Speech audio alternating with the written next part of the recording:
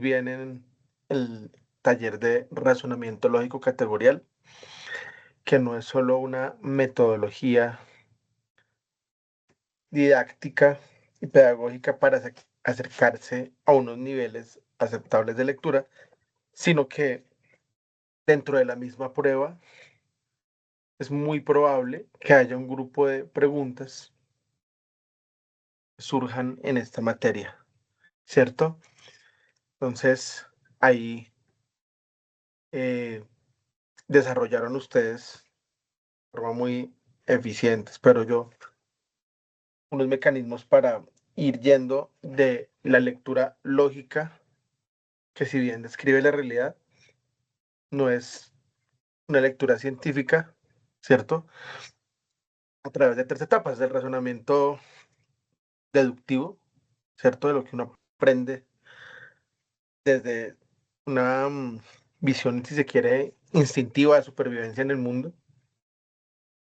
Va avanzando uno hacia un razonamiento inductivo, donde ya empieza a observar los detalles de la realidad y su funcionamiento, empieza a aparecer un conocimiento mucho más argumentativo, hasta lo ideal que es conseguir unos niveles de conocimiento, de lógica eh, hipotético deductivo, que es la base del conocimiento científico, ¿cierto? Que es poder observar cada caso, cada elemento, cada situación de la realidad y su funcionamiento para poderlos comparar y para poder de allí empezar a lanzar unas hipótesis que pueden convertirse en tesis y posteriormente en teorías científicas. Eso sería lo ideal, pero en el mundo de hoy,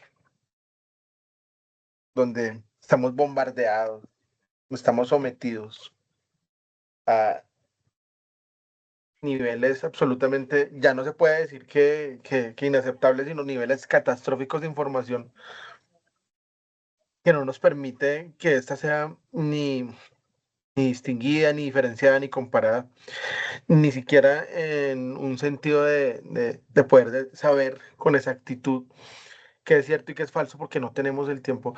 De tanta información que nos llega, es muy difícil ir a observar cuál es verdadera y cuál es falsa, por lo menos cuál tiene fuentes, por lo menos cuál tiene una sustentación frente a la realidad. Entonces, leer se hace no solo un proceso muy difícil, sino que obligado y vital en estos días. Lo decíamos no solamente en la anterior clase, sino en su trabajo con el razonamiento lógico categorial. Entonces, precisamente aquí lo que aprendemos es a reforzar elementos que se han perdido por muchas cuestiones como el trabajo, como el diario vivir, porque no los volvimos a usar, ¿cierto? Elementos que nos hagan recordar cómo leer, cómo comprender lo que se lee y cómo retenerlo, ¿cierto? Cómo apropiarse. Digamos que el concepto apropiado no sería la retención, que tendría mucha más afiliación con la memoria, aunque la memoria también es una herramienta fundamental para el aprendizaje, para la educación y para la lectura, ¿cierto? Pero más allá de la memoria, la reflexividad sobre esa información que está en esa caja negra que tenemos nosotros en el cerebro, ¿cierto? Y que puede ser elevada a la conciencia para ser apropiada. Es decir, que una información que uno ya se apropió pueda ser usada en cualquier momento que uno necesite. Entonces, eso es un elemento, ¿cierto? Fundamental. Y para poder tener unos niveles más o menos adecuados de apropiación de la información, o si se quiere, comprensión de lectura, son categorías como primas hermanas, diríamos, ¿cierto? Pues de todas maneras hay que usar la memoria. Entonces, quisiera que recordáramos como los aspectos más importantes de la clase anterior, ¿no? La del martes anterior. Yo me imagino que ustedes toman apuntes, yo creería que no solamente usan el video, como notaron, ya no solamente entregamos el video a quien lo requiera, sino que lo dejamos en el grupo para su uso general, para facilitar, hayan estado o no hayan estado en la clase. Tomamos esa decisión para facilitar a ustedes.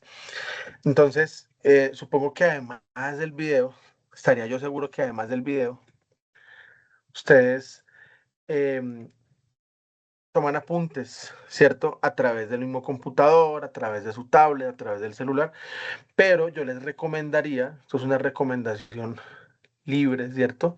Yo les recomendaría que siempre cuando tomen apuntes en sus ejercicios académicos, acá en este curso intensivo que estamos trabajando, o en sus maestrías, o en sus especializaciones o doctorados, ¿cierto? Que es, el doctorado es el nivel más alto de conocimiento al que podamos acceder, siempre tomen apuntes a mano, porque varios científicos que tienen que ver con la investigación en todo este mundo de la lectoescritura dicen y afirman que escribir a lápiz, escribir a mano, facilita más procesos de memorización y de apropiación de la información. Entonces, sea como sea que lo estén haciendo, les hago esa recomendación, ¿verdad? Y supongo que ustedes tomaron apuntes la clase uno, ¿cierto? De la sesión uno.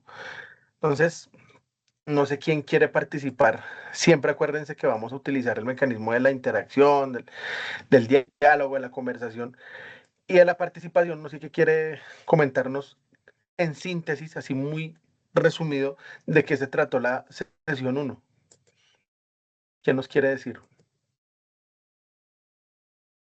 Antes de lo que ya prometimos, ¿no? Si no se animan, pues nos toca llamar lista acá a ver quién está así como muy pendiente en la jugada. Entonces, ¿quién nos quiere contar en síntesis cuáles fueron los aspectos fundamentales de la clase número uno, la sesión uno? Camilo, buenas noches. Buenas noches, profe. Y buenas ¿Cómo te noches, va? compañeros. ¿Cómo están? Muy bien, profe. Me alegra. En la Muy bien. clase anterior vimos el tipo de razonamiento. Había varios tipos, estaba el lógico, hicimos una descripción como breve de cada uno de los razonamientos y al final de la clase hicimos una prueba de 5 preguntas de razonamiento lógico y hallar la respuesta. Eso en síntesis fue lo que hicimos la clase pasada.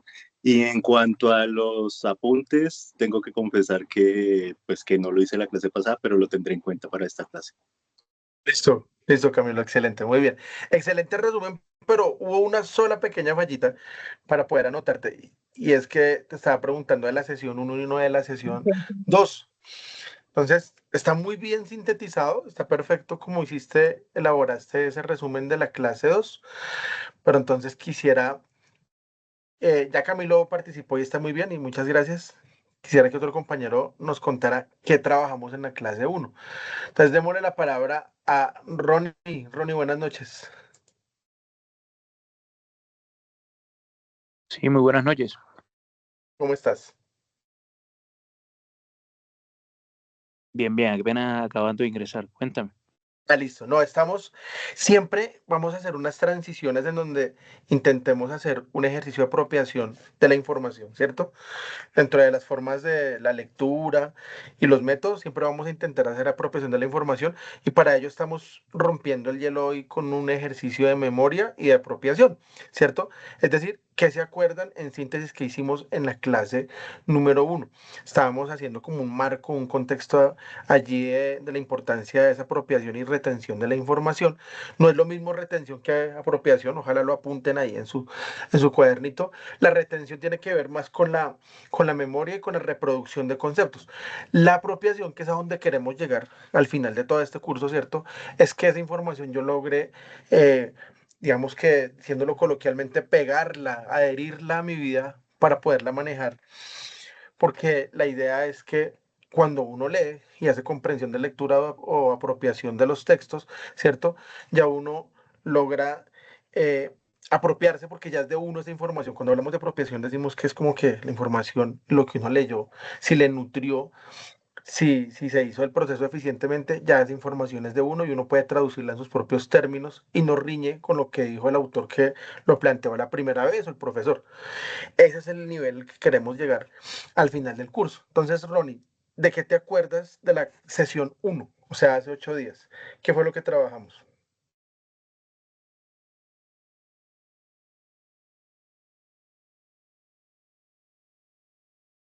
Aló, Si no recuerdas nada, no hay problema. aló. Sí, te estoy escuchando. Dale. Sí, claro, estuvimos hablando sobre el tema de las competencias comportamentales, las pruebas de integridad. Recuerda que estuvimos haciendo un tipo como que de qué se significaba cada uno y cómo iba enfocada en cuanto hacían las preguntas con el tema de cómo debo actuar en cuanto a la moral y los objetivos de la entidad. Eh, estuviste también comentando de lo que se iban a desarrollar, un tema de unas pruebas escritas que iban basadas a las funciones de cada examen al cargo que nosotros nos habíamos presentado. Fueron varias, el tema de una introducción, fueron varias cosas puntuales en el sentido de cómo se iba a desarrollar esta dinámica en cuanto a, a lo que se iban a realizar las actividades para que nosotros absorbiéramos el conocimiento y pudiéramos desarrollarlo en estas evaluaciones. Excelente, Ronnie. Muy bien, perfecto. Muy buena síntesis. Y nombraste un concepto con el que nos vamos a enlazar hoy, ¿cierto? Que ya lo dijimos, lo enunciamos en la primera clase, pero que hoy la vamos a dar un poquito más la vueltica, a darle más duro, ¿cierto? A reflexionarlo más, que es el concepto de competencia, ¿cierto? Y cómo, digamos, en una muy pequeña retrospectiva, cómo ese concepto ha evolucionado, por lo menos en lo que va ocurrido, en lo que va ocurrido de este siglo hacia acá, ¿cierto? Con referencia siempre a lo de la DIAN. Entonces, cómo hay unas intenciones en principio y eso va cambiando hasta llegar a lo que encontramos en 2025 y muy seguramente va a reiterarse en el examen, en la guía de orientación de 2026.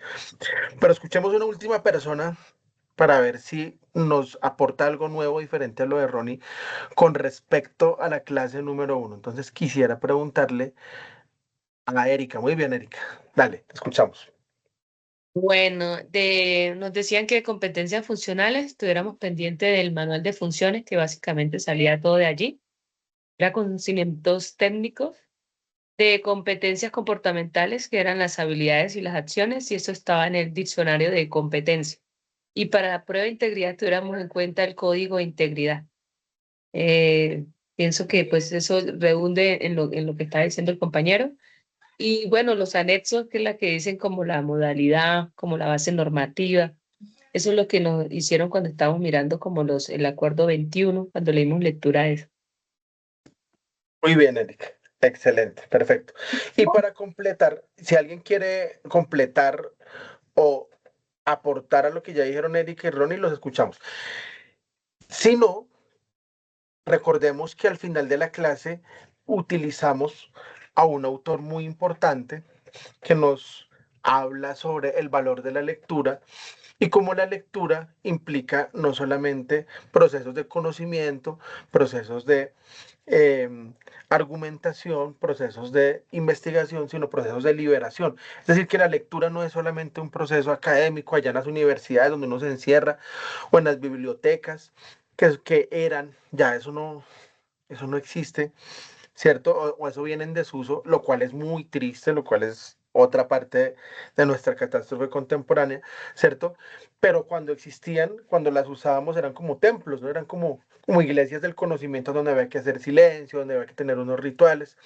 Entonces Freire, acuérdense de Freire, Freire nos decía, saquemos la lectura de la biblioteca, de la universidad, de los sitios cerrados, porque ahí no nos sirven, y llevémoslos a otros escenarios como por ejemplo el hogar, la comunidad y la escuela misma, pero la escuela misma no simplemente para repetir y para vaciar conocimiento en la cabeza de los niños, sino para que esos niños puedan liberarse de sus situaciones sociales, culturales, políticas, de opresión, de, de, de sumisión, ¿cierto? Frente a, pues, a unos poderes que nos rodean. Entonces, la lectura desde esa visión es un proceso absolutamente emancipatorio o de liberación. Y fíjense que cuando ustedes trabajaron con la profesora Lorena, razonamiento lógico categorial, quien enuncia esa teoría. Ya vienen muchos filósofos hablando de lógica desde esos tiempos, ¿cierto? Pero el primero que lo enuncia y que lo organiza es un filósofo griego que se llama Aristóteles. Él decía, ojo que la lectura y los procesos de lectura sirven para, en principio, sobrevivir.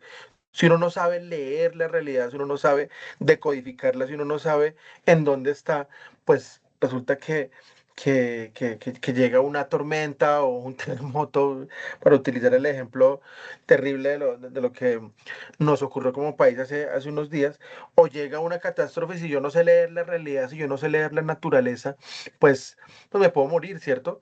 Puedo fallecer ahí, puedo perecer. Entonces, para Aristóteles, la lectura es un mecanismo de supervivencia. Entonces, vean que ahí sus apuntes van acomodando. Freire, lectura como liberación. Aristóteles, lectura como supervivencia desde la lógica, etcétera. Y así vamos a ver una serie de autores y de personajes que los vamos vinculando pues a nuestras clases, ¿cierto? Entonces, muy bien, eso fue lo que trabajamos la clase 1, la sesión número 1, y pues eso está vinculado absolutamente a lo que vamos a trabajar el día de hoy, ¿cierto? Y es un poquito hacer historia inmediata, ¿cierto? En el tiempo, de qué era lo que se evaluaba y cómo eso ha cambiado frente a lo que se va a evaluar hoy. No vamos aquí a hacer una historia completa y orgánica sobre las evaluaciones de la Comisión Nacional del Servicio Civil o sobre las evaluaciones de la DIAN, ¿cierto? Sino algo muy inmediato, muy pequeñito para que veamos cómo se ha transformado el concepto, por lo menos en los últimos entre 8 y 15 años, ¿cierto? Entonces, vamos a hablar. Acuérdense que toda esta información, todos estos documentos yo se los dejo para que ustedes los consulten cuando a bien tengan. Me pueden hacer preguntas a mí o a la profesora Lorena sobre cosas que no hayan entendido para que esto sea mucho más contundente. Entonces, transversalmente, de una forma muy somera, la clase pasada, se ve el documento en sus pantallas, ¿cierto? Por favor, me indican. Sí, señor, sí se ve. Sí, señor. Listo, muy bien. Entonces, hablábamos de forma tangencial, pronto no tan profunda, sobre el concepto de competencia. Y si volvemos a retomar el asunto, que siempre el curso se trata sobre qué es leer y cómo llevar a cabo procesos eficientes de lectura, procesos dinámicos, procesos de apropiación, todo lo que ya hemos dicho, pues es clave, muy clave entender el concepto de competencia, porque precisamente esa es una evaluación de competencia, ¿cierto? Y ese concepto de competencia, pues hay que ubicarlo en un contexto. Recordemos siempre que nosotros nos vamos a enfrentar a un examen en donde nos están evaluando textos y contextos, ¿cierto? El texto siempre es una unidad de significado, eso lo van a ver con mayor profundidad en las siguientes clases con la profesora Lorena, pero yo me adelanto un poquito, ¿cierto? El texto siempre es una unidad de significación que puede estar en muchos formatos, múltiples formatos, preferencialmente para las pruebas estandarizadas como las de la Comisión Nacional del Servicio Civil y esta que ustedes van a presentar, pues allí vamos a ver un formato informativo, ¿cierto? Un texto informativo, pero todo lo que nos rodea está lleno de textos, ¿cierto? Textos orales, como el que yo estoy emitiendo acá en esta clase, textos simbólicos como los colores también significan cosas, textos gráficos, las señales de tránsito, estamos rodeados de texto y siempre esos textos se producen en un contexto, es decir, en un lugar que obliga a que produzcamos esos textos. Entonces, como por ejemplo en la prueba que ustedes van a presentar, es absolutamente necesario que ustedes lean, ¿cierto? Pues que hace la necesidad del contexto crear textos informativos y secuenciales, o sea, escritos con oraciones, divididos por puntos, todo eso. No podrían evaluarles textos orales, porque la evaluación no es oral, sino escrita, ¿cierto? No podrían evaluarles textos gráficos, porque digamos que la necesidad contextual no da para eso. Entonces, el concepto de competencia significa muchas cosas en muchos contextos. A nosotros nos interesa el contexto académico, cultural, social, laboral de la DIAN. Entonces, competencia siempre es una habilidad, una capacidad, una cualidad para poder hacer. ¿En dónde? Volvemos a repetir la categoría para hacer en contexto. ¿Cuál es el contexto que nosotros necesitamos, del cual necesitamos apropiarnos 100% para que nos vaya súper en esa prueba de competencias funcionales, pues el contexto de la DIAN, ¿cierto? De acuerdo, como lo dijo, creo que Erika, ¿cierto? De acuerdo a unas fichas laborales que a nosotros nos corresponden. Entonces, si nosotros sabemos armar en nuestra cabeza y en nuestros apuntes y en todo lo que estamos haciendo un mapa conceptual, un mapa mental, en donde yo sepa saber cruzar la diferente información y decir, bueno, a mí me están evaluando competencias, o sea, saber hacer en contexto. ¿Cuál es el contexto? La DIAN. Pero para poder particularizar aún más ese contexto, a mí me van a dar unos ejes temáticos. ¿Dónde me van a llegar esos ejes temáticos? Pues a la guía de orientación. ¿Cuál guía de orientación? La de 2026. ¿Y en dónde reaparecen esos ejes temáticos? Pues en las fichas laborales. ¿Y cómo hago yo para hallarle coherencia y acción? Porque acuérdense que competencias hacer, ¿cierto? A esos ejes temáticos, pues de acuerdo a unos estudios que yo tengo, de acuerdo a una experiencia laboral y a unas cosas que el cargo en el que aspiro llegar, al que aspiro llegar, me van a solicitar, me van a mandar a hacer, ¿cierto? Eso lo vamos a ver también con más claridad cuando hagamos la otra semana el tallercito de las fichas laborales. Para eso les voy a pedir las fichas, pero bueno, yo ya escogeré un día muy temprano para que todos me envíen su ficha laboral y les digo de qué se va a tratar eso. Entonces, si yo sé hacer ese mapa conceptual, si sé leer bien, fabricarlo y hacer ese mapa conceptual, cuando yo llegue al examen voy a estar ducho porque sé exactamente qué es lo que me van a preguntar y cómo manejar los diferentes tipos de textos, los diferentes tipos de conceptos que me van a aparecer. Entonces, competencia es saber hacer de acuerdo a lo que me están invitando a mí a concursar en mis fichas laborales. Entonces, resulta que por lo menos hace unos 20 años se empieza a hablar de competencias en todos los ámbitos públicos, obviamente que la DIAN también está allí, ¿cierto? Y aparece este primer diccionario de competencias laborales, conductuales o interpersonales, ¿cierto? Esto ya cambió, pero esto nos invita a entender cómo ha sido esa evolución y cómo es que vamos a llegar al examen actual y más o menos porque cuáles son las razones para que eso haya cambiado. Entonces, si lo cambiáramos a lo que existe hoy, ¿cierto? Que ese documento lo vamos a trabajar en las clases finales, no se llamaría diccionario de competencias conductuales o interpersonales, sino diccionario de competencias comportamentales. Este concepto de conductual o interpersonal es primo, sin ser sinónimo, pero es primo hermano del comportamental, ¿sí? Pero así lo denominaban en ese entonces, porque estos documentos más o menos de hace unos 7 años, del 2020, ¿cierto? Entonces dice acá, en Colombia desde el año 2004 se han hecho grandes adelantos en el tema de las competencias laborales de los empleados públicos desde el enfoque conductual, particularmente en la definición, la inclusión en los manuales de funciones con propósitos evaluativos mediante las pruebas de selección de personal y la evaluación de desempeño laboral, así como también la creación de mecanismos para favorecer su desarrollo. Entonces, en ese momento lo que interesaba, ¿cierto?, era poder definir un manual de competencias laborales en torno a lo comportamental y conductual, ¿sí? Por eso surge este diccionario de competencias laborales en el que se va a observar toda una serie de comportamientos, de actitudes, de formas de hacer de los diferentes empleados y cargos de la DIAN para poder ser evaluados. Entonces dice, ¿qué es competencia laboral? Capacidad de una persona para desarrollar en diferentes contextos. Entonces dense cuenta que no me deja mentir la explicación. Siempre hacer en contexto, con base en requerimientos de calidad y resultados esperados, las funciones inherentes a un empleo, ¿sí? Entonces esto está ligado también a las competencias funcionales, ¿cierto? Las funcionales y las comportamentales muchas veces se van a encontrar, otras veces se van a disociar, unas veces se van a diferenciar, otras veces se van a relacionar y van a aparecer reiterativamente en los ejes temáticos que les van a llegar, en las fichas laborales y en los ejercicios que aquí vamos a hacer. Y tal como decía una de las compañeras ahorita, pues cada una de esas competencias, ¿cierto? Tanto las de integridad moral como las comportamentales como las funcionales, tiene una fuente inagotable, ¿cierto? Porque siempre se puede trabajar una fuente teórica de la cual nosotros tenemos que echar mano, tenemos que apropiarnos a través de la lectura y los ejercicios para poderlo ya revelar a través de la evaluación que nos van a hacer eliminatoria y clasificatoria, ¿cierto? Entonces, en ese momento se hablaba de unos tipos de competencias laborales, unas básicas organizacionales que ya no existen, ¿cierto?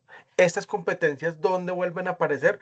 Vuelven a aparecer dentro de las funcionales, pero ya no se van a separar, sino que desaparecen nominalmente, pero aparecen, digamos que de cierta forma, en ciertas preguntas de las competencias funcionales. Entonces dice, o decía en ese momento, corresponden a aquellas competencias mínimas que deben cumplir y acreditar las personas que aspiran a ingresar a la entidad.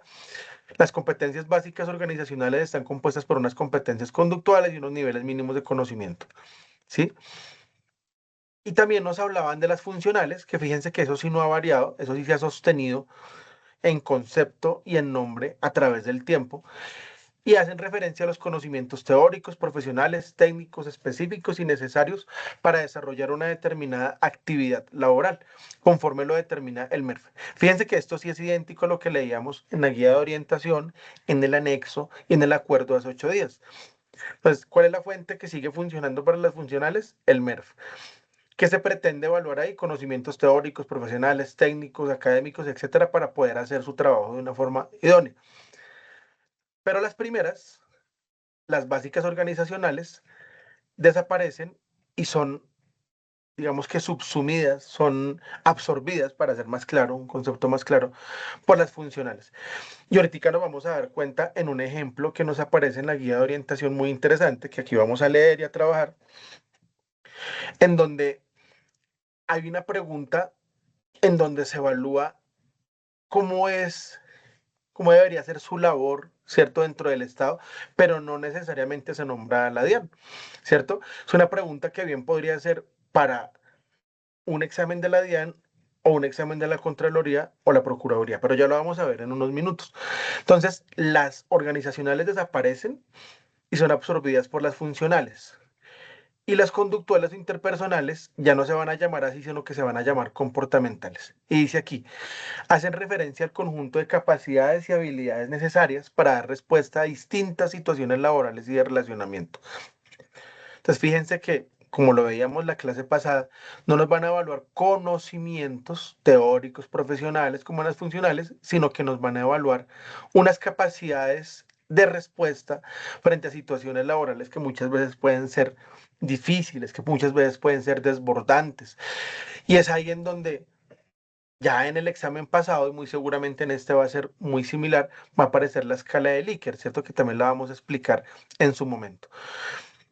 Entonces, quería que miráramos esta partecita. Yo igual les voy a compartir este documento para que entendamos cómo ha sido esa evolución, ¿cierto?, de las diferentes competencias que se evalúan en la prueba. Entonces, eso ocurría más o menos del 2004 hasta el 2020. Cuando ya vamos al 2025, o sea, en este último examen que ocurrió hace poco, ¿cierto? Permítanme un segundito. Listo. Ya se puede ver el documento, ¿cierto? Sí. Sí, señor. Señor, Listo. Está la guía de orientación de 2025.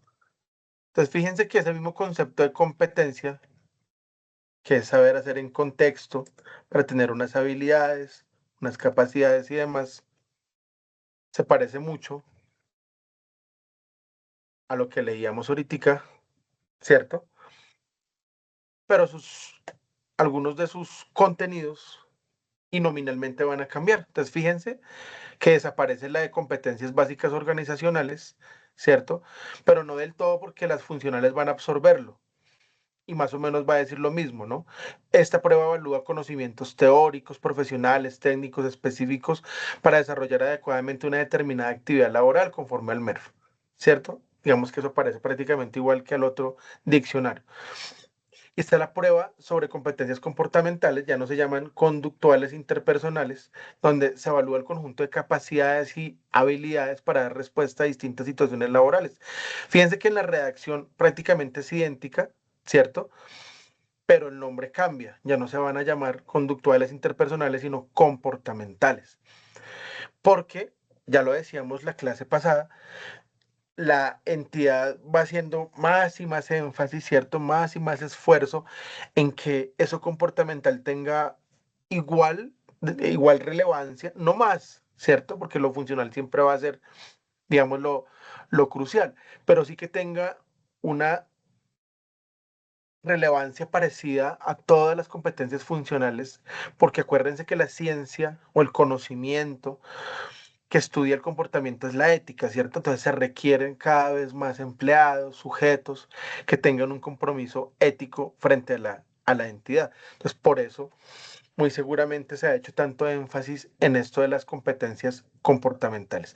Y las funcionales, bueno, ya lo dijimos, tiene que ver con conocimientos teóricos, profesionales y demás. Entonces, fíjense que en las anteriores convocatorias tampoco aparecía la prueba de integridad por allá en esos años. Si viene apareciendo desde hace un tiempo hacia acá, ¿verdad? Y ya habíamos dicho que la de integridad significaba evaluar las características estables de una persona que da cuenta de la coherencia entre lo que piensa, lo que dice y lo que hace, o más bien también entre su sistema de creencias y su forma de actuar frente a la búsqueda del bien común en las situaciones a las cuales se enfrenta en la cotidianidad. Entonces, ¿qué va a evaluar la de competencias comportamentales?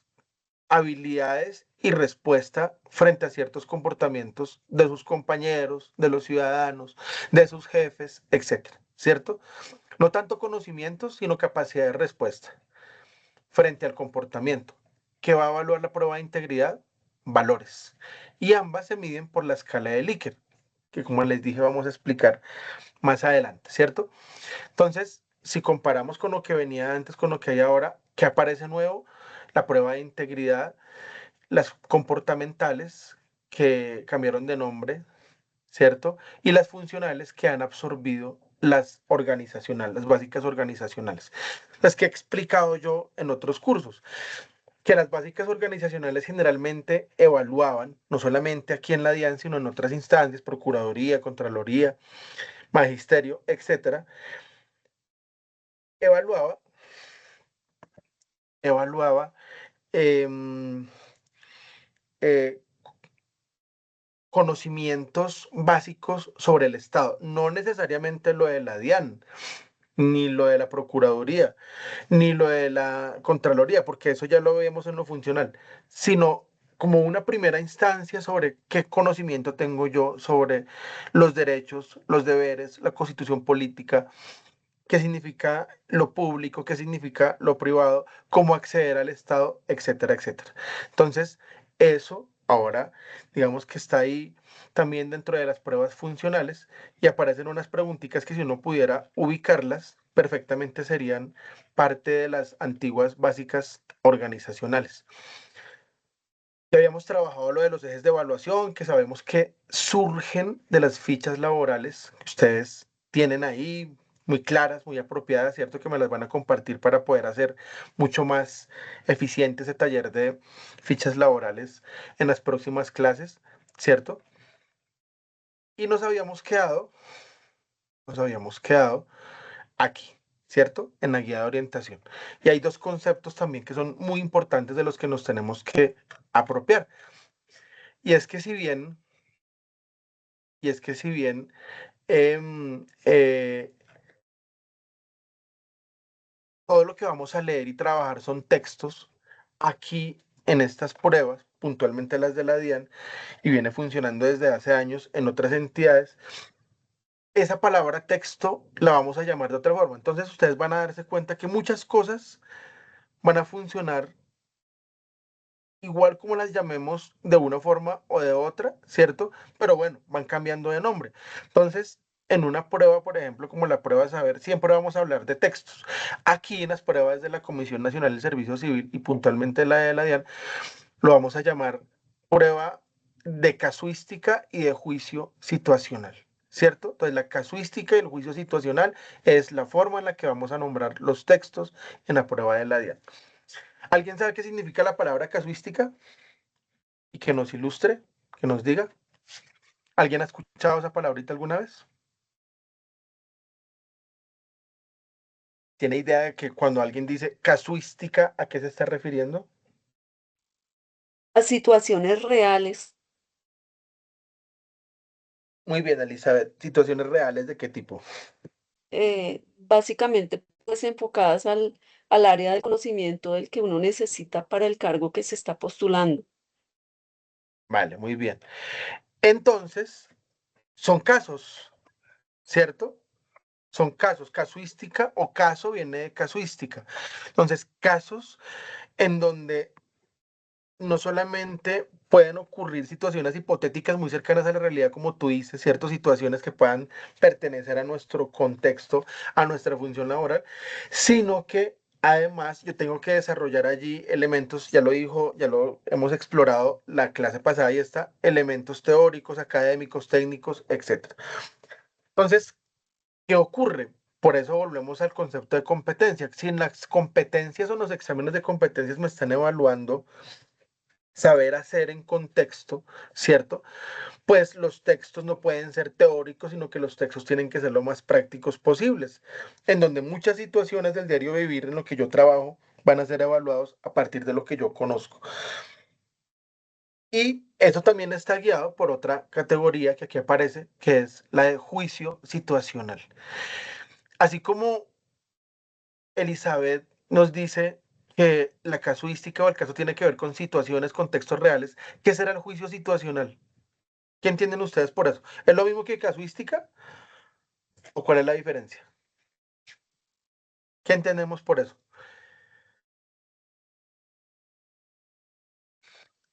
El Elizabeth, si cómo quieres ayúdanos. actuamos Ah, frente Camilo, dale. a esos casos. Es el Muy cómo bien. actuamos frente a esos casos.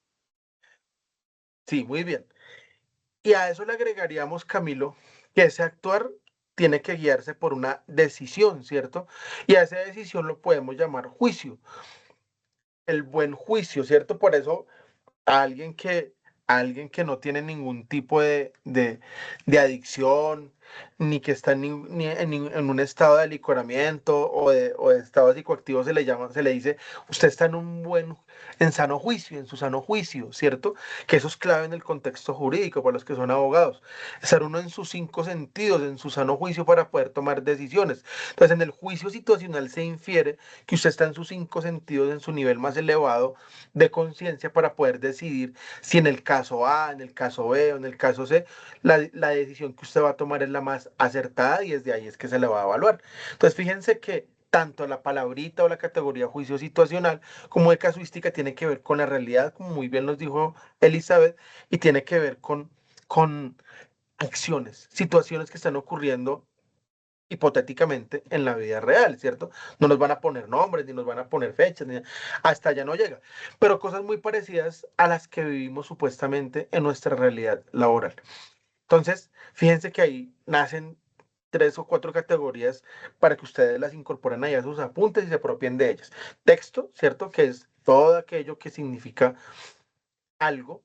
El contexto, o sea, el lugar en donde se producen los textos, en este caso hablamos de la DIAN, y cuando hablamos de la prueba que nos va a salir, eso está guiado, está sometido a la casuística, que es la producción de casos de la vida real, a partir de que se resuelvan desde nuestro buen juicio situacional. Entonces yo estoy ahí en ese momento, no ayer, no mañana, sino ahí en ese momento, por eso hablan de situación, ¿cierto? Y yo tengo que tomar una decisión para poder hacerlo más acertado.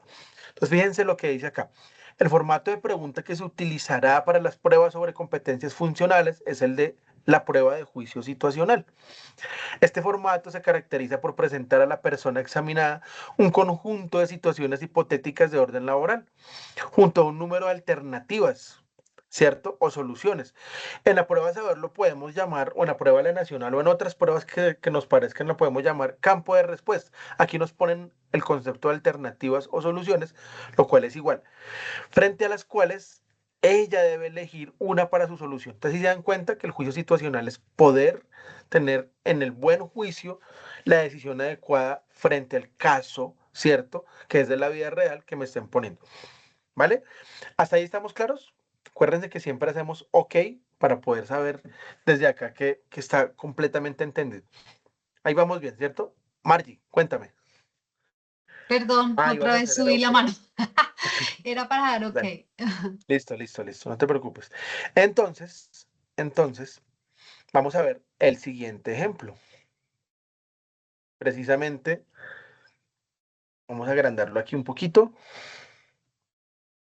precisamente para que veamos cómo funcionan esas categorías: juicio situacional, texto, contexto, caso, etc.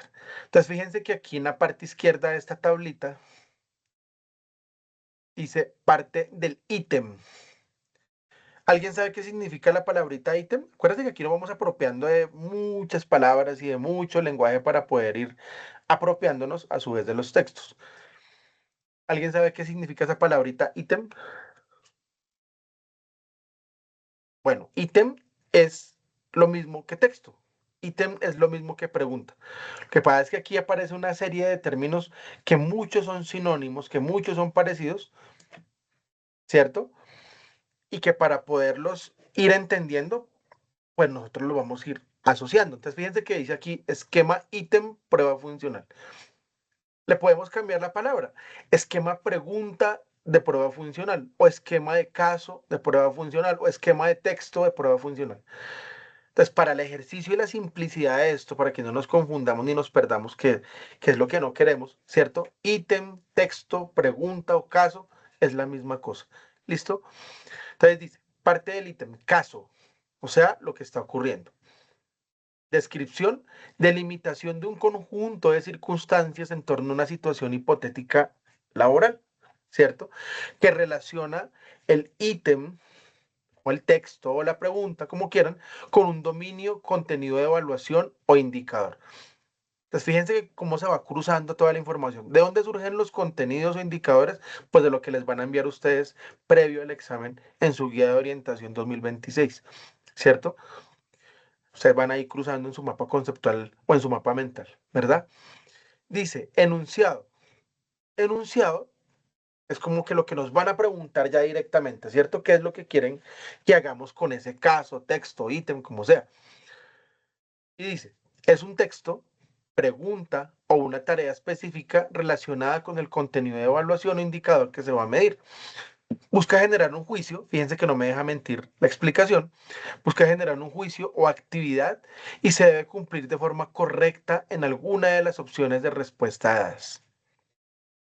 ¿Listo? Entonces, ¿qué es lo que me están diciendo aquí que yo tengo que hacer? Observar el caso y muy seguramente se va a acercar a mi realidad laboral, inmediata, etcétera. Ver qué tengo que hacer con ese caso, si negarlo, aceptarlo, compararlo, justificarlo, argumentarlo, lo que sea, ¿cierto? Por eso, a cada cosa, a cada pregunta hay que ponerle mucha atención y la intención que pueda tenerse desde lo que se esté preguntando allí, ¿cierto? Para, después de haber hecho esa lectura eficiente en la que me apropié del texto, en la que me apropié del caso o ítem, como quieran, ¿cierto? Pueda dar una respuesta acertada y lógica. Y ahí entra mucho lo que les había dicho en la primera clase. ¿Con qué tiene que llegar uno al examen? Con 3 elementos: conocimiento, que es lo que estamos intentando reforzar en el curso, muchos ejercicios prácticos, que también lo vamos a hacer aquí a través de las preguntas que utilicemos, del simulacro, etcétera, ¿cierto? O sea, el concepto del tiempo, ¿cierto? Contrastar mi conocimiento y mi capacidad de lectura con el tiempo que yo dure contestando cada pregunta, pero también un elemento que es súper fundamental y es el elemento psicológico, emocional, anímico, como queramos llamarlo. Porque si yo hago una lectura que creo y concibo eficiente, pero yo veo el campo de respuesta y empiezo a patinar y empiezo a bailar, ahí ya toda la figura que he construido a través de mis lecturas, de mis ejercicios, empieza a derrumbar. Porque me empieza a dar ansiedad, porque me empieza a dar angustia, porque empiezo a dudar. No, tengo que ir fuerte con mi capacidad de lectura. ¿Y cómo se consigue la capacidad de lectura? Pues siendo disciplinados, que es lo que hemos intentado hacer acá, ¿cierto? Entonces, fíjense con lo que dice en opciones de respuesta. Son los cursos de acción o posibilidades definidos como respuesta al ítem. En el formato de juicio situacional se usan para que el aspirante tome una decisión. Entonces no me deja mentir esta explicación. En ese sentido, la respuesta que se atribuye como correcta es la única que soluciona el ítem, con lo cual se evidencia la competencia del aspirante. Y se dan cuenta que aquí más o menos se resume todo lo que yo ya dije anteriormente. Cuando yo ya voy a elegir es porque tengo listo mi juicio, mi capacidad de lectura, mi capacidad de decisión y porque lo que estoy haciendo, a partir de lo que leí en el caso, pues tiene una coherencia con lo que yo voy a responder. ¿Listo? Entonces ahora sí vámonos con la pregunta. Entonces dice antes, ejemplo del formato de pregunta para la prueba sobre competencias funcionales, que yo creo, estaría casi seguro, en un 60-70% seguro, que va a ser muy parecido a lo que nos vamos a encontrar en 2026, ¿cierto? Es decir, un texto o un caso, una pregunta o enunciado, unas opciones de respuesta, A, B, C, no 4 opciones, sino 3, ¿cierto? Y dice, en las pruebas sobre competencias funcionales, la pregunta o ítem será de selección múltiple con única respuesta y se caracteriza por presentar un caso, un enunciado y 3 opciones de respuesta, de las cuales solamente una es correcta, pues es la única que presenta una solución efectiva al planteamiento descrito en el enunciado. ¿Listo? Entonces vamos a leer lo que nos plantea la guía de orientación del año pasado, ¿cierto?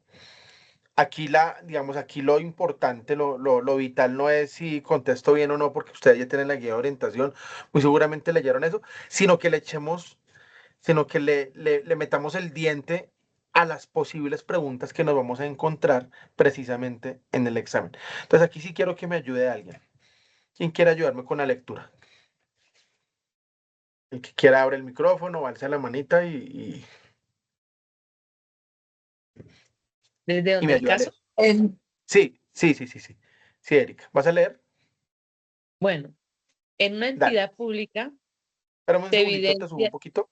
Espérame un Ah, segundo. ok, gracias. Listo. Ya. Sí, te lo agrando un poquito más. Sí, espérate. Listo. Ahí En está una bien, entidad ¿cierto? pública, en una entidad pública se evidencian inadecuadas prácticas con la gestión. Ay, espérate acá. La gestión. Ya. Entonces, Espérame. pregunta. Cerca. Ahora sí, ¿cierto? Ese tamaño sí está Sí. bien. Es que el En otro una está entidad pública. demasiado grande.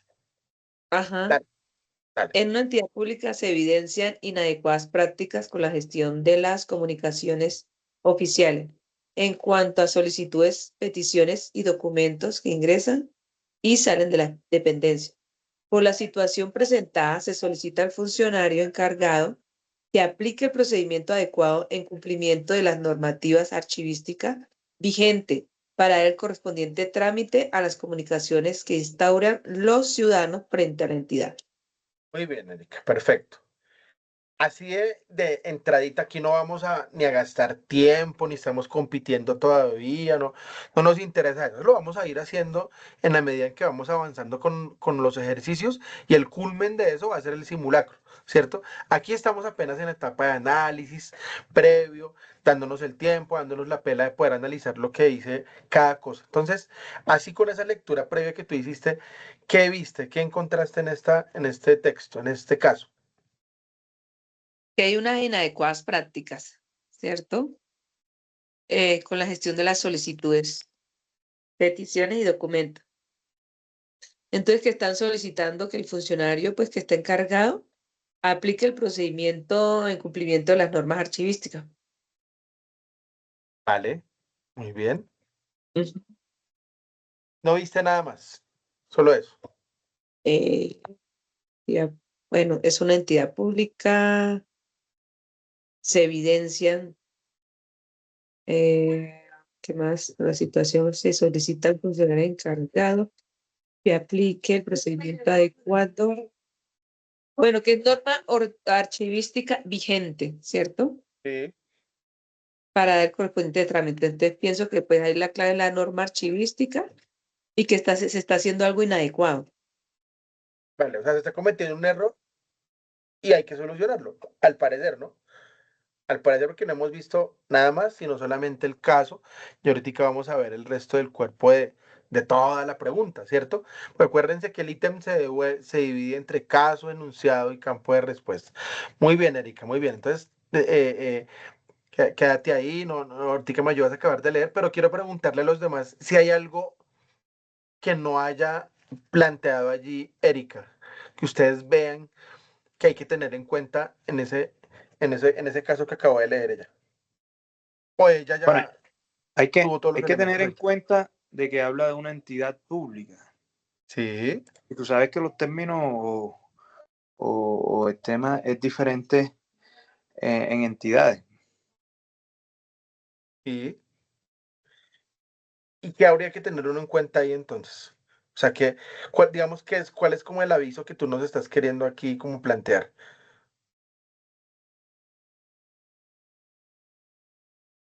Que si es una entidad pública es diferente a una privada o ¿a qué va tu reflexión?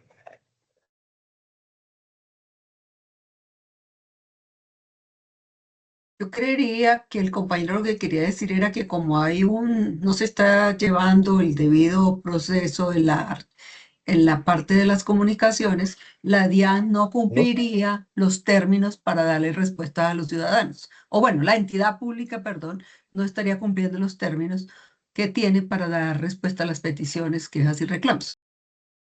Muy bien, Liliana. Exactamente, ahí has hallado un elemento nuevo, ¿cierto?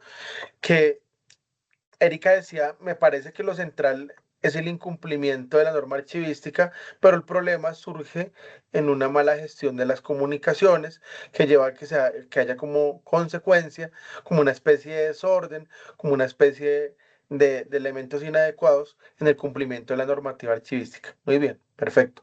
Porque si miramos en la parte final del caso, dice, para dar el correspondiente trámite a las comunicaciones. Entonces, hay como dos líos, ¿no? No solamente hay uno, hay dos líos: manejo inadecuado de la comunicación y en consecuencia un procedimiento que no es adecuado en la normativa archivística.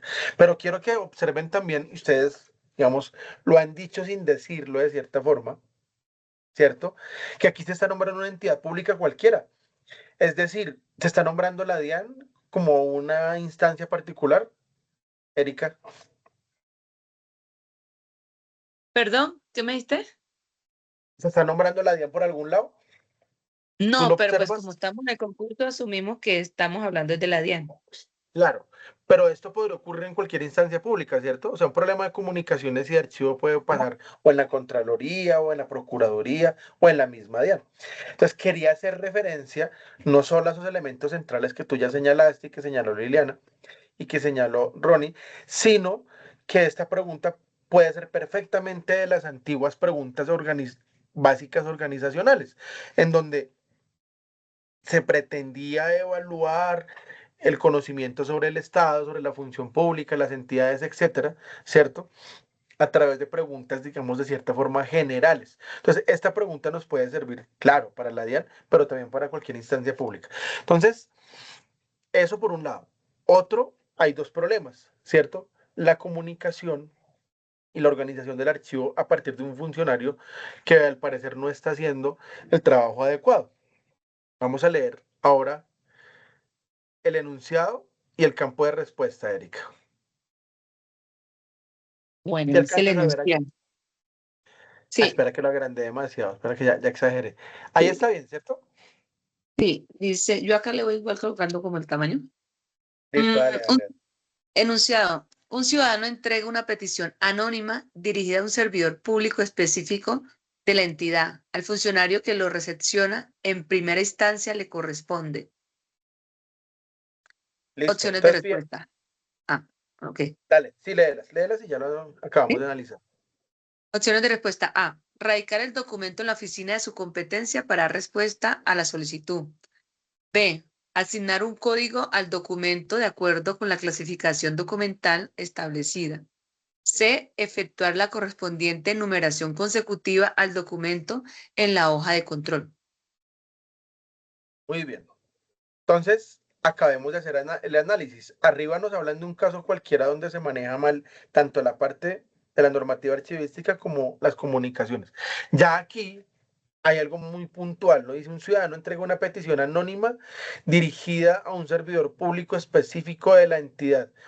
Al funcionario que lo recibe o lo recepciona, me parecería más adecuado la palabra recibe, es más sencilla, pero bueno, al funcionario que lo recepciona en primera instancia le correspondería, a partir de el caso que leíste allá arriba, ¿cierto?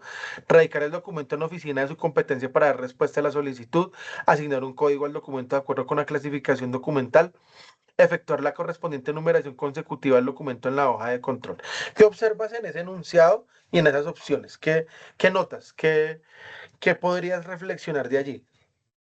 Bueno, en el caso me acuerdo que eran normas archivísticas, ¿cierto? ¿Sí? ¿Quieres Entonces devolvámonos un aquí, poquito? Listo, ahí está otra vez. En el caso hablaba entonces que era un problema se solicita al funcionario encargado que aplique el procedimiento adecuado en cumplimiento de la norma archivística, ¿cierto? Vigente. Sí, Entonces, en las opciones que no las veo, qué yo te las pena. vuelvo a poner, tranquila. Ajá. Entonces, Dale. acá en el enunciado dice que, bueno, que sea anónima, pues ahí no importa, ahí como queda, no, sino dirigida a un servidor público específico en la entidad del funcionario que lo recepciona, le corresponde. Entonces, estamos hablando de norma archivística. Entonces, de acuerdo a la norma archivística, creería que es la B, ¿cierto? Porque es la que me está hablando que asignar un código de documento de acuerdo con la clasificación. Pero como él lo está recepcionando, bueno, no sé, la verdad, me enredé Tranquila, allí. tranquila. Acuérdate que cuando ya estés en el examen real, hay que Ajá. tener toda calma, toda tranquilidad, hay que estar relajado, porque si uno no tiene tranquilidad mental es difícil leer. Entonces, tranquila. Este es el espacio, que es lo que yo siempre le digo a mis estudiantes en todo lado. Este es el espacio de equivocarse. Este es de más de la equivocación surge después el acierto, ¿cierto? Entonces, no te preocupes si no acertaste en esta, porque vas aprendiendo a leer y a conectar enunciado, campo de respuesta y texto o caso, como lo queramos llamar. Entonces tú dices que la B te parece la más adecuada. Sí, aunque leyendo, bueno, en este momento estoy aquí leyendo, pero también estoy cuidando a mi hijo, entonces la locura. Sí, Pero tranquila, tranquila. en No la, te en la primera preocupes. opción dice radicar el documento en la oficina de su competencia, ¿sí? Porque él está como ahí listo, dirigido, como recibiendo, ¿no? Pero Sí, pues me confunde la parte de la parte archivística, aunque ¿qué va a ponerle un código si ni siquiera radicado, ¿sí? exacto, muy bien, muy bien. Entonces fíjate en esta parte que dice que no lo coloreé, bueno, no lo vi útil colorearlo. Ya ahorita cuando vayamos a otro ejercicio, sí, ahí vamos a jugar con otros colores, que vamos a estar jugando con colores todo el tiempo, con el amarillo, con el rojo, con el negro. Son colores muy, muy fuertes, muy visuales. Fíjate que en esta categoría dice en primera instancia. Muy seguramente todo lo que dice en A, B y C hay que hacerlo. ¿Sí? Muy seguramente se debe hacer en algún momento, pero ¿qué es lo primero que debería hacer? Ahí ya entonces nos va dando luces, van apareciendo pistas sobre elementos que también aparecieron allí. Hay un problema de inadecuado manejo de las comunicaciones, solicitudes, peticiones, ta, ta, ta, ta, ta. Entonces, esta situación presentada solicita al funcionario encargado que aplique el procedimiento en cumplimiento de la norma archivística porque se debe dar trámite a las comunicaciones que instauran los ciudadanos frente a la entidad. Se está haciendo mal, ¿cierto? Una cosa lleva a que lo otro se haga mal. Entonces se le exige, venga, por favor, haga cumplimiento de la normativa archivística. Listo, ahí está el caso. Y como resulta que un ciudadano entregó una petición anónima, ¿cierto? Dirigida a un servidor público, de algún lado, ni, en ningún lado nos están hablando de la DIAN. O sea, esto le sirve a cualquier entidad pública, ya lo dijimos. El funcionario que lo recibe en primera instancia, ¿qué debería hacer? Entonces, ahora sí, Erika, a partir de ello, tú decides y ya miramos si sí es así, si no es así, y leemos las diferentes justificaciones. Pues cuando llega, lo primero que toca es radicarlo a la competencia donde le toque, porque pienso que los otros dos, las otras opciones, eh, que el consecutivo, la hoja de control todavía no, porque ni siquiera ha llegado a la entidad, pues no lo he radicado. Pienso que la B y la C son el resultado, pero después de que yo lo radique, que es la primera instancia, lo que tiene que hacer el funcionario. Vale, muy bien. La A, Y, o sea, tú dices la A, la ¿cierto? A, ajá, Muy bien, Erika. ¿Y sí. qué dicen otros compañeros? ¿Erika está en lo cierto o no? Sí, Estoy de en eso acuerdo está con Erika. correcto, Erika. ¿Por Ujú. qué, Camilo? Primero se radica. Ay, perdón. Ah, Camilo y Margie. Entonces, te escuchamos, Camilo. Sí, pues el procedimiento inicialmente lo que se debe es radicar la correspondencia y ahí sí se asigna al área correspondiente. Ujú. Y después de asignar en el área correspondiente, ahí sí se asigna la clasificación documental y por último se hace el control en la hoja de control. Listo. Muy bien, Camilo. Liliana. Bueno, yo lo que veo es algo, es que en la A nos dice que radicar el documento en la oficina de su competencia. ¿Y él está dónde? En archivo, porque él es el que está recibiendo la solicitud. Y dice, para dar respuesta a la solicitud, como si yo llegara radicada y yo mismo fuera a contestar, ¿sí? Por eso le veo que esa no es por lo que dice que para dar respuesta a la solicitud, porque lo que se hace es radicar la comunicación, asignarle una numeración y trasladarla al competente. Y ahí está diciendo en esa que lo hace todo para dar la respuesta enseguida. Vale, entonces tú dirías que la correcta es. Yo diría asignar un código al documento de acuerdo, no, efectuar la correspondiente numeración consecutiva en la hoja de control. Darle un consecutivo a esa comunicación.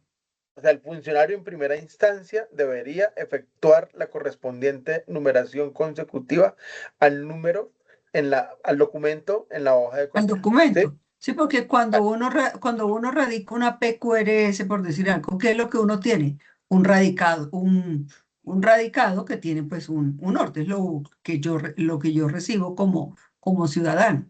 Y ya internamente, pues ya se encargan de trasladarlo a donde le compete.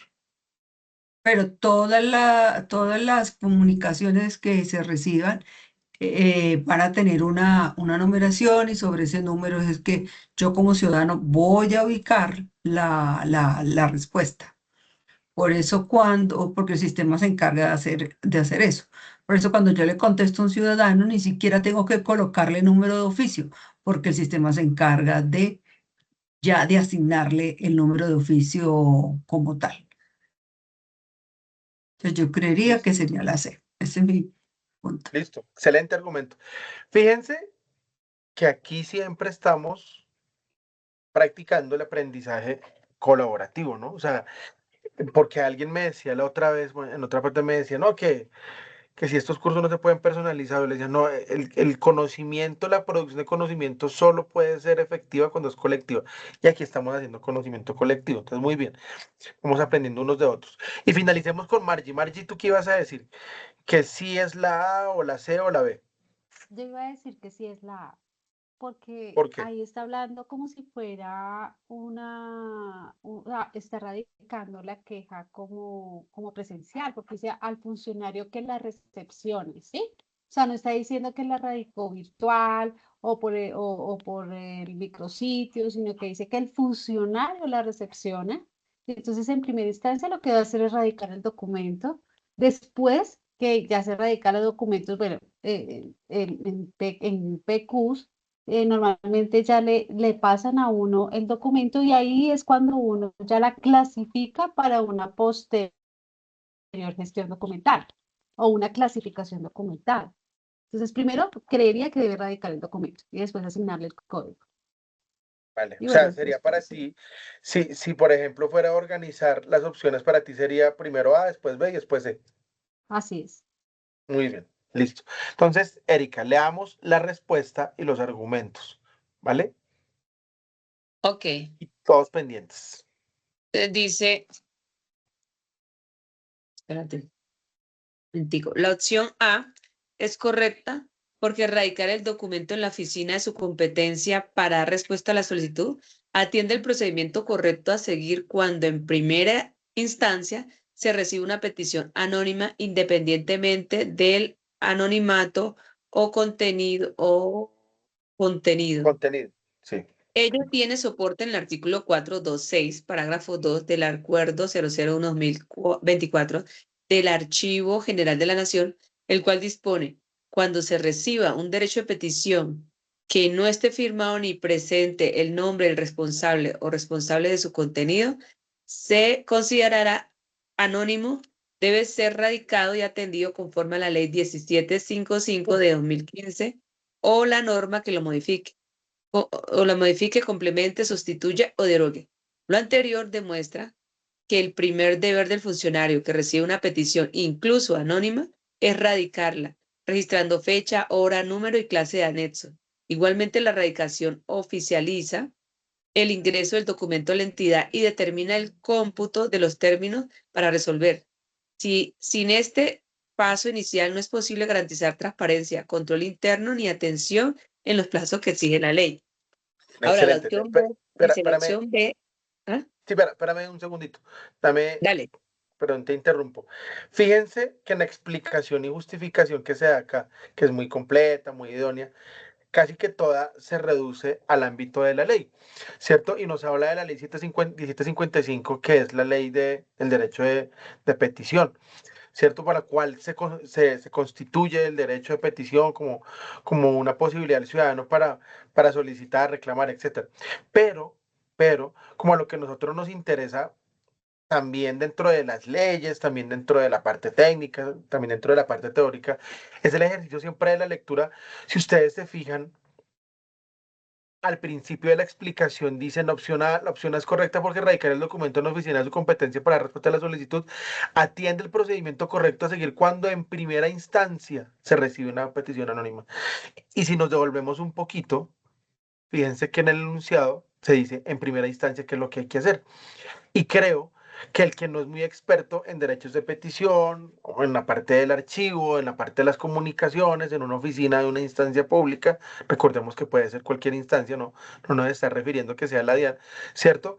Ahí como que va alumbrando esa posibilidad de que sea, de que sea la A, ¿cierto? Porque si uno sin saber de leyes, sin saber de esa organización, observa las opciones, dice, bueno, ¿yo cómo voy a asignar códigos o efectuar numeración si no he radicado el documento? Que es de donde parte también el asunto en el texto, fíjense.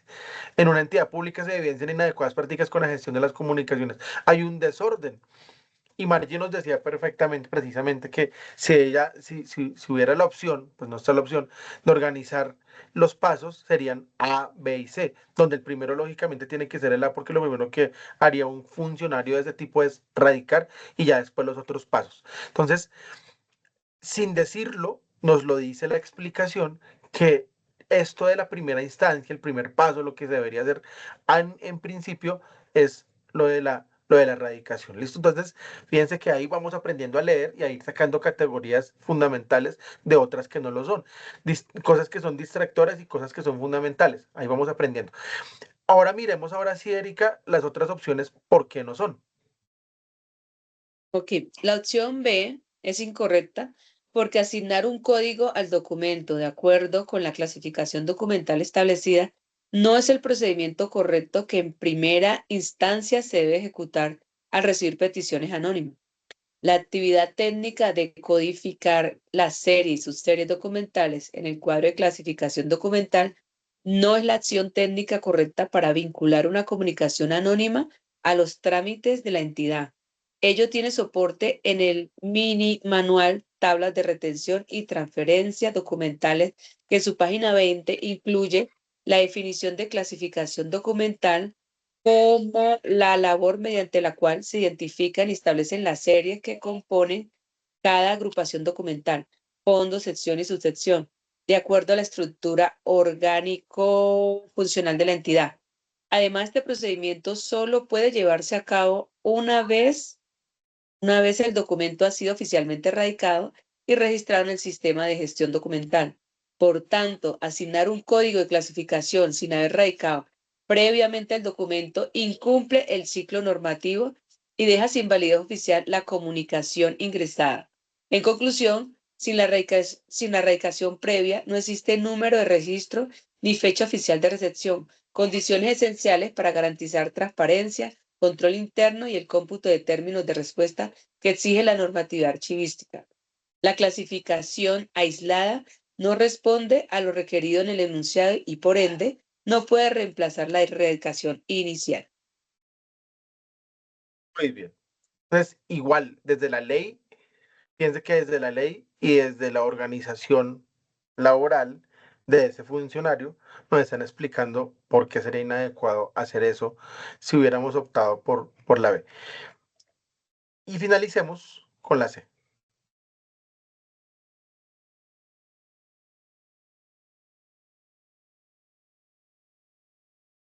Erika, ¿te nos fuiste? Ay, perdón, yo acá leyendo sola.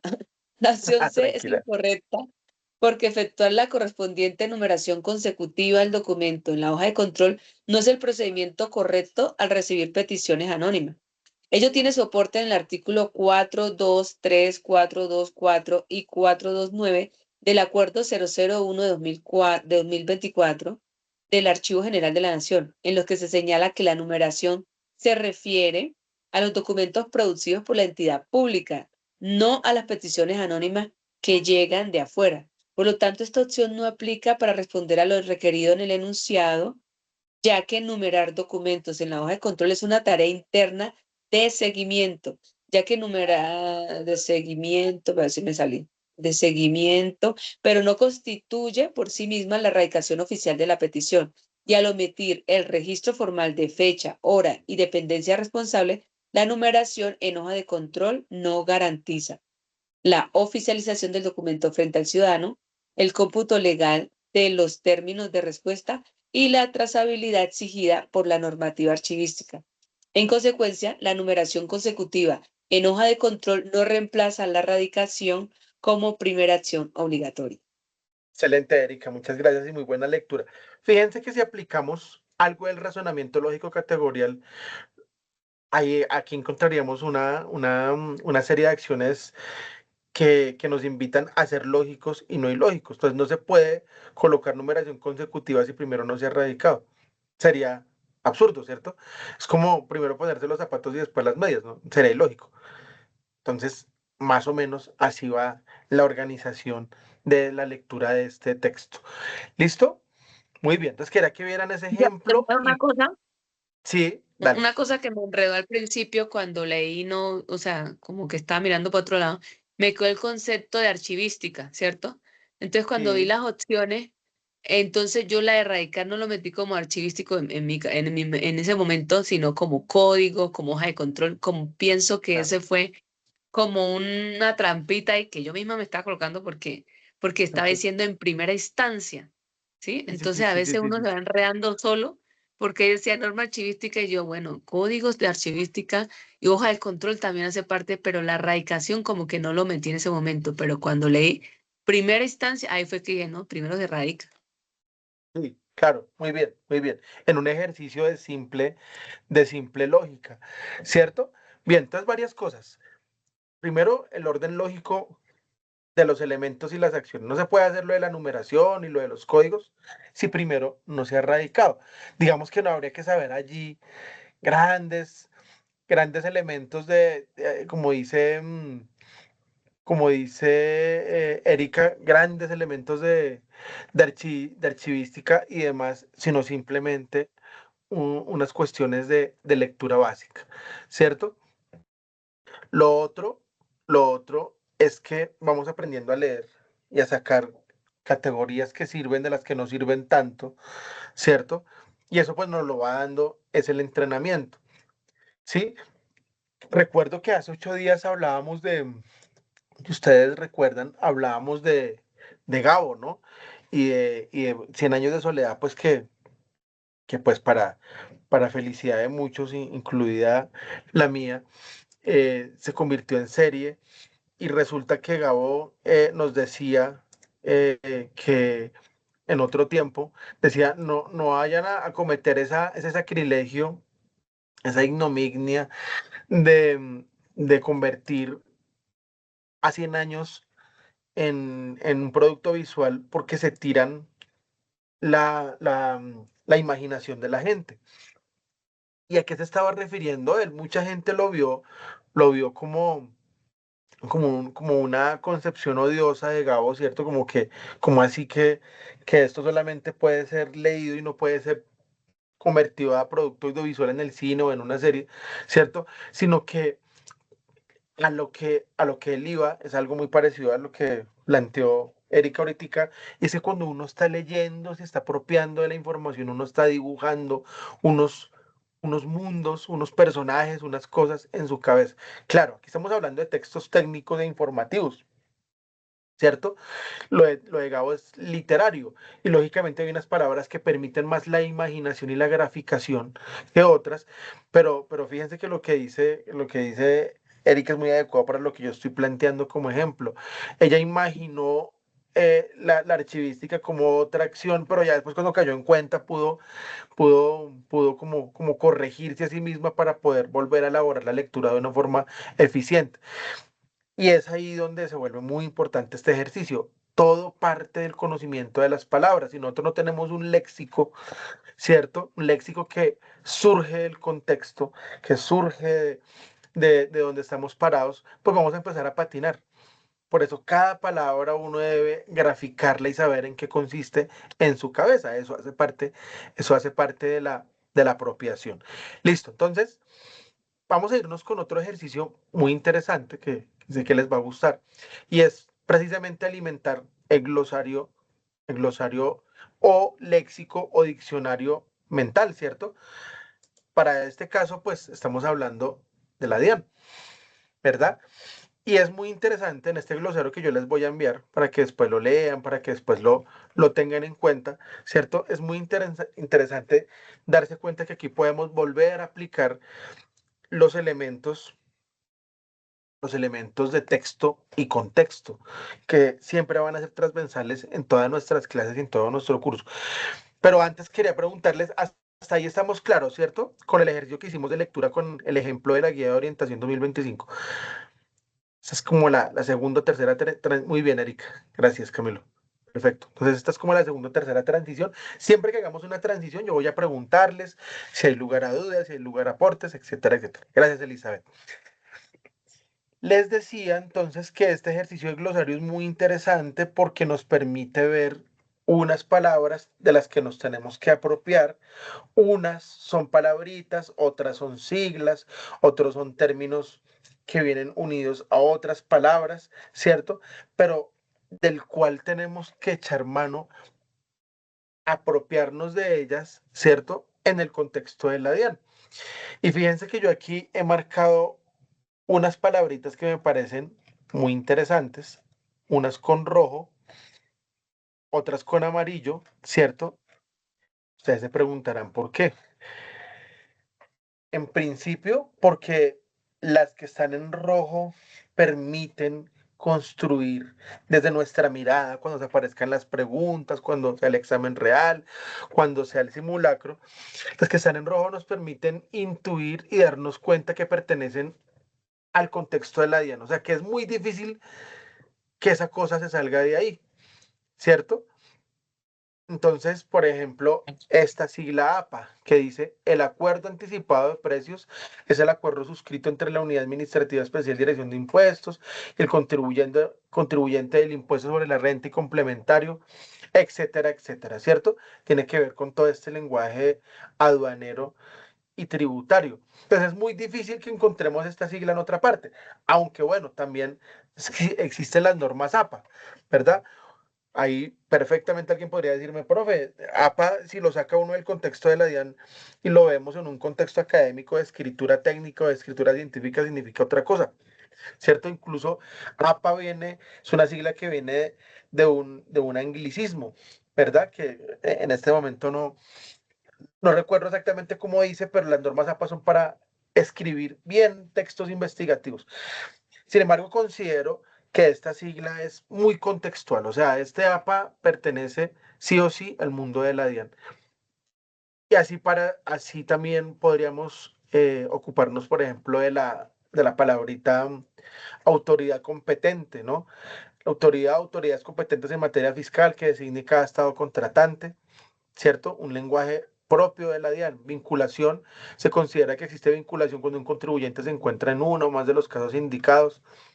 El RUT, o sea, esta cosa, digamos que para todos los que no pertenecemos al mundo de la DIAN, sabemos que cuando aparece esta sigla, ¿cierto?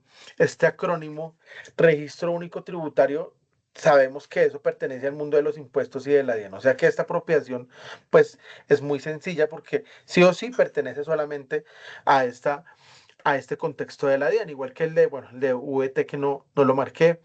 Pero hay otras que si nos confundimos en la lectura, si nos distraemos cuando estamos leyendo, y no reconocemos que todo el tiempo nos van a estar hablando de un contexto general que es el de la DIAN, pero de un contexto específico también que es lo de nuestra ficha laboral, lo de nuestros ejes temáticos, pues nos podemos perder, ¿cierto? Entonces, compensación puede significar muchas cosas, pero si estamos en el mundo de lo tributario, compensación significa acción por medio de la cual el contribuyente, responsable o usuario aduanero, cancela sus obligaciones actuales por concepto de impuestos, anticipos, etcétera. Devolución puede significar muchas cosas en muchos contextos, pero si lo llevamos a nuestra práctica laboral, dice que es una acción por medio de la cual la DIAN reintegra al contribuyente los saldos a favor, pagos en exceso, pagos de lo no debido determinados en una liquidación privada, etc. Inadmitir puede que sea más del contexto de la DIAN, ¿cierto? Devolver la solicitud de devolución al contribuyente. La notificación es un hecho que ocurre no solamente en el contexto de la DIAN, sino en amplios contextos jurídicos, ¿cierto? En el caso de la DIAN dice que es un acto de comunicación por parte de la administración tributaria que tiene por objeto dar noticia de una resolución, diligencia o actuación del administrado. Al administrado, este debe expresar la certeza, la certidumbre de la fecha, etc. Pago en exceso puede significar muchas cosas a la vez, pero en el mundo de la DIAN podría significar pago de sumas mayores de las que figuran liquidadas por el contribuyente o responsable de la obligación tributaria. Un representante legal puede servir en la DIAN o en cualquier otro contexto, pero como estamos hablando de la DIAN, ¿cierto? Y el mundo de los impuestos, significaría persona dotada de poderes que emanan de la ley o de los estatutos, etcétera, etcétera. VT también es una sigla, bueno, esta sí debería marcarse en rojo porque es el contexto puntual de la DIAN, medida de valor que permite ajustar los valores contenidos en las disposiciones. Bien, entonces esto así, con esa variación de colores en las palabras, en las categorías, en las siglas y etcétera, se los voy a colocar ahí en el grupito para que ustedes lo estudien, ¿cierto? Porque si no nos apropiamos del lenguaje cuando nos aparezcan todas esas palabras, pues vamos a patinar, como pudo haber pasado con lo de la primera instancia, con lo del archivo, con lo de, con lo de la normativa, etcétera, en el ejemplo que pusimos ahorita. Entonces, eso ocurre, es subrayado una serie de palabras, como les digo, unas en amarillo para hablar de que esas en amarillo pueden significar muchas cosas en muchos lados. Las de rojo significa una sola cosa en el mundo de la DIAN. Entonces, IVA, impuesto al valor agregado, eso ya sabemos todos los ciudadanos, ¿cierto? Obviamente ustedes saben más que nosotros, pero todos los ciudadanos nos hemos apropiado de que ese acrónimo solamente tiene un significado dentro del mundo de la DIAN, porque es un impuesto que se le coloca a diferentes productos, ¿cierto? Entonces dice el impuesto sobre las ventas, comúnmente denominado impuesto al valor agregado, etcétera, etcétera. Entonces, junto al diccionario de competencias, junto al diccionario de competencias laborales que trabajamos al principio, voy a enviar la guía de orientación si la tienen ustedes en su poder, ¿cierto? Que esa la pueden seguir estudiando a como bien tengan. Entonces les voy a enviar el diccionario de competencias laborales para que puedan comparar cómo ha cambiado el lenguaje de hace unos años hacia acá, ¿cierto? Les voy a enviar este glosario y esos ejercicios que hemos hecho el día de hoy de reflexión, de lectura, nos sirven para hacer otro ejercicio que espero que les parezca muy interesante. Esperen un segundito. Y con eso, pues, espero que podamos finalizar la clase. Entonces, denme un segundito. Listo. Toca aquí ser muy cuidadoso para saber cerrar exactamente los documentos apropiados. Bien, entonces vamos a hacer un crucigrama. ¿Si les gustan los crucigramas o no les gusta? Si los hacían en el periódico o en las revisticas. Vale, Erika dice que sí. Entonces, aquí está el crucigrama. Todos lo ven, ¿cierto? Sí, señor. Listo, muy bien. Entonces, fíjense lo que dice aquí. Dice, complete el siguiente crucigrama utilizando conceptos del glosario oficial de la DIAN, que fue el que vimos ahorita así a grosso modo. Ustedes ya lo van a utilizar y le van van a dar la vuelta por arriba y por abajo de una forma mucho más apropiada, ¿cierto? Aquí lo revisamos, hacemos unos ejercicios, pero ustedes lo completan. Todas las respuestas corresponden a términos técnicos del ámbito tributario y aduanero colombiano, ¿cierto? Cosas que ustedes estoy seguro que manejan muy bien. Entonces, fíjense que aquí hay unas pistas horizontales y aquí hay unas pistas verticales. Entonces, ¿qué voy a hacer yo de una forma muy rápida? Voy a, voy a compartírselos al grupo de WhatsApp. ¿Listo? Déjenme que ya estoy en esa labor, no se me angustien.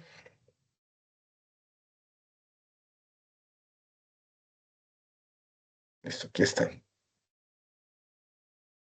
Se los voy a compartir ahí. Yo me imagino que ustedes tienen abierto su computador, lo abren y lo van llenando.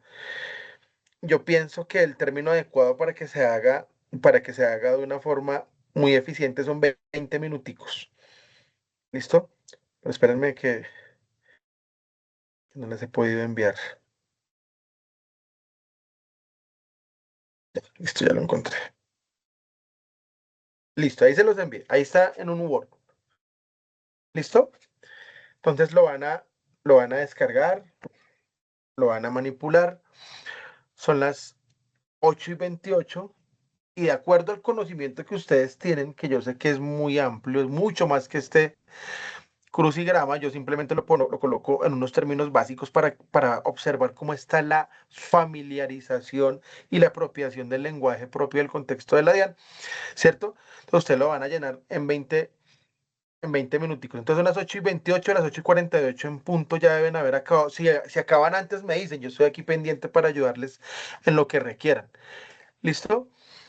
Pero el último plazo son las 8:48 y lo corregimos muy rápido en esos 10 minuticos y con eso finalizamos la clase, ¿vale? Entonces, si hay preguntas o dudas, estoy aquí atento. Entonces, manos a la obra.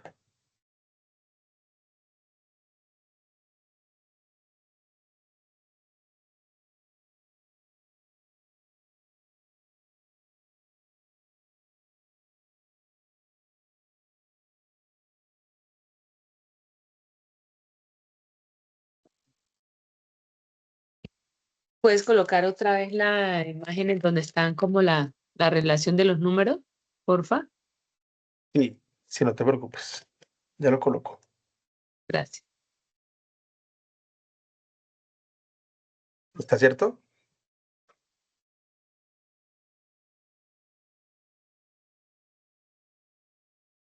¿Así está bien ese tamaño?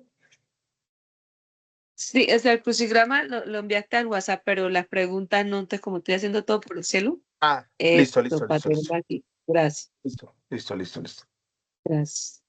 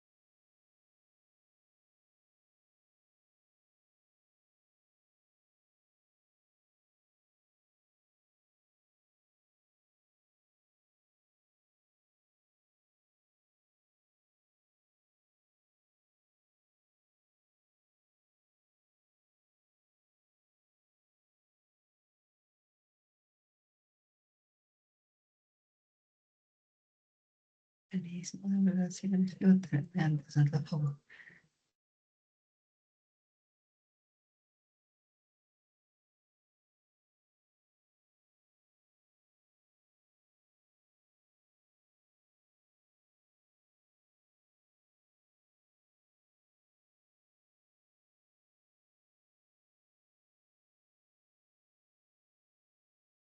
Compensación.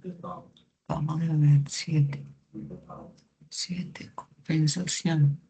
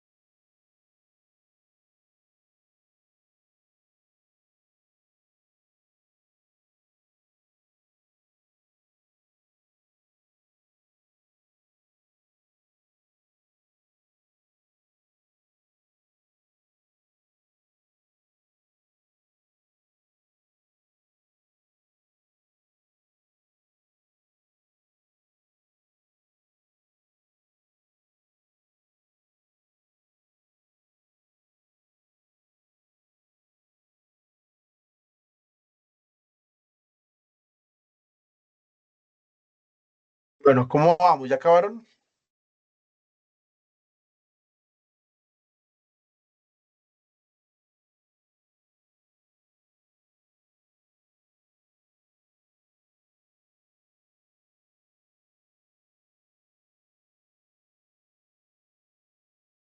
Cuando alguno ya haya acabado, nos dice, ¿listo? Ok.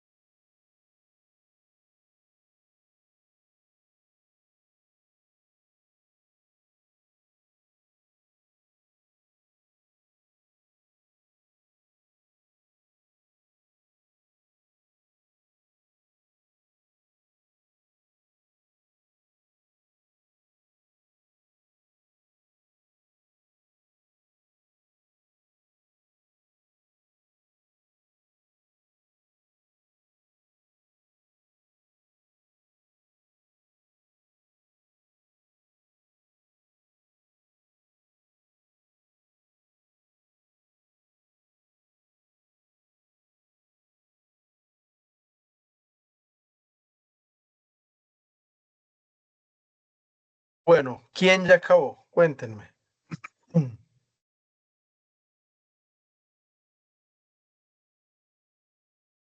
Bueno, entonces les hago la siguiente propuesta, ¿sí? Todos están atentos ahí todavía, ¿cierto? No se han ido. Si me están escuchando, ¿verdad? Sí, sí, Sí, señor. escuchando. Vale, muy bien. Entonces les voy a hacer la siguiente propuesta. Empecemos la próxima clase nuestra el martes próximo con la corrección del crucigrama para que lo hagan completo. ¿Les parece? ¿Está bien la propuesta? Ok, Vale, sí. muy bien. Entonces, Sí, de está bien. 7 a 7 y cuarto, muy rápidamente lo corregimos para que todos lo traigan. Así se equivoquen, así no esté completo, no se preocupen, ¿listo? Porque acuérdense que siempre este es el espacio de equivocarse y de la equivocación surge el conocimiento. Entonces, martes próximo ya es 1 de septiembre, empezamos la clase con nuestro crucigrama y después avanzamos al primer ejercicio, ya un ejercicio con preguntas, vamos a leer, vamos a mirar enunciados, vamos a mirar campo de respuesta, pero eso ya será la próxima semana. De resto, este jueves los espera la profe Lorena con la segunda parte de lógica categorial. Entonces, pasen muy buena noche, un abrazo y muchas gracias por su atención, participación y pilera. Muchas gracias. Muchas Gracias, gracias. profe. Feliz Gracias. noche. A Muchas ustedes, gracias. pasen buena noche, que estén bien. Muchas gracias. Chao.